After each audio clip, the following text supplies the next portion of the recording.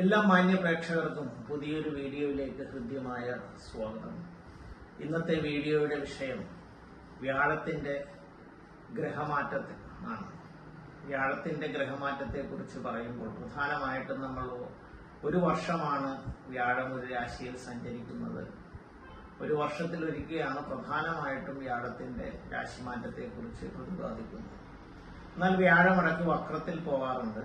എന്നാൽ അതിൽ നിന്നെല്ലാം വ്യത്യസ്തമായിട്ട് ഈ പ്രാവശ്യത്തെ വ്യാഴത്തിന്റെ രാശിമാറ്റം എന്ന് പറയുന്നത് നിൽക്കുന്ന രാശിയുടെ മുൻപിലത്തെ രാശിയിലേക്കാണ്.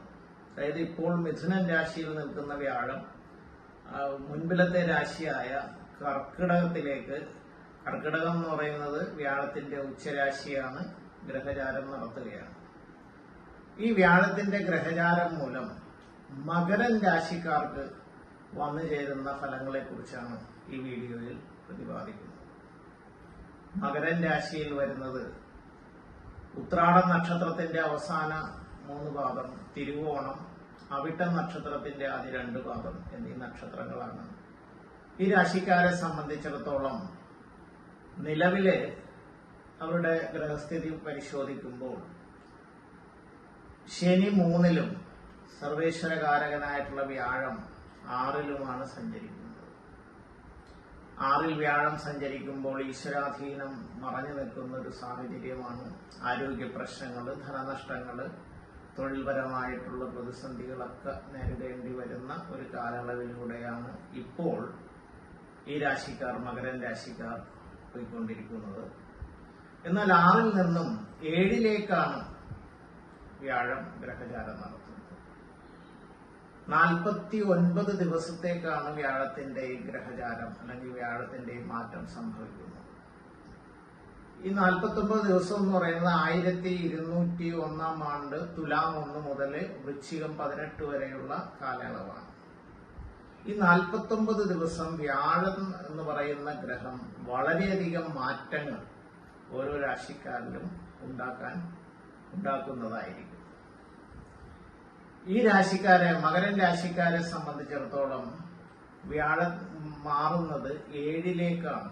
6-ൽ നിൽക്കുന്ന വ്യാഴം 7-ലേക്ക് മാറ്റപ്പെടുകയാണ്. 7 എന്ന് പറഞ്ഞു കഴിഞ്ഞാൽ ദാമ്പത്യ സ്ഥാനമാണ്, ഈശ്വരാധീനത്തിന്റെ സ്ഥാനമാണ്. എല്ലാ രീതിയിലും നല്ല ഈശ്വരാധീനവും ഗൃഹത്തിൽ വളരെ സമാധാനവും ദാമ്പത്യപരമായിട്ടുള്ള ഐക്യവും എല്ലാം വന്നു ചേരുന്ന ഒരു 49 ദിവസമായിരിക്കും ഈ രാശിക്കാർക്ക് വന്നു ചേരാൻ പോകുന്നത്. ഇനി ഇതുകൊണ്ട് മാത്രം, അതായത് ഈ രാശി കൊണ്ട് മാത്രം വ്യാഴത്തിന്റെ മാറ്റത്തെ വിലയിരുത്തപ്പെടാൻ പാടില്ല. വ്യാഴത്തിന്റെ ദൃഷ്ടി കൂടി പരിഗണിക്കേണ്ടതുണ്ട്.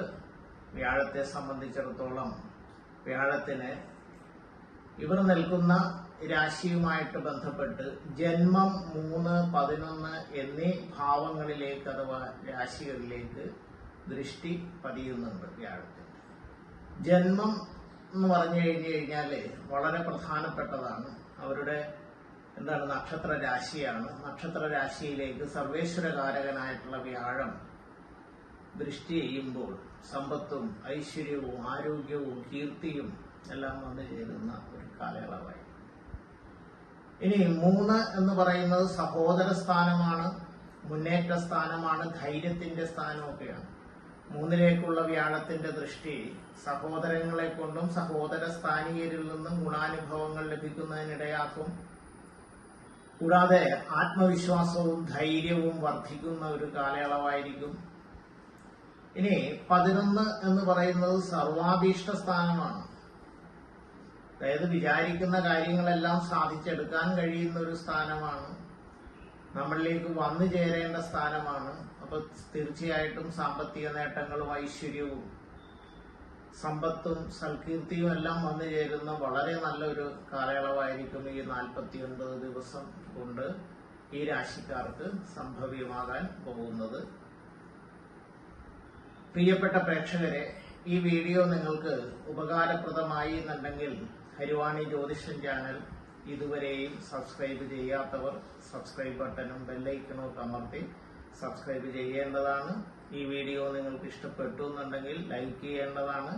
നിങ്ങളുടെ പ്രിയപ്പെട്ടവർക്കും ബന്ധുക്കൾക്കും സുഹൃത്തുക്കൾക്കുമെല്ലാം ഷെയർ ചെയ്യണമെന്ന് അഭ്യർത്ഥിച്ചുകൊണ്ടും മറ്റൊരു വിഷയവുമായി കണ്ടുമുട്ടുന്നതുവരെ എല്ലാവർക്കും നന്ദി, നമസ്കാരം.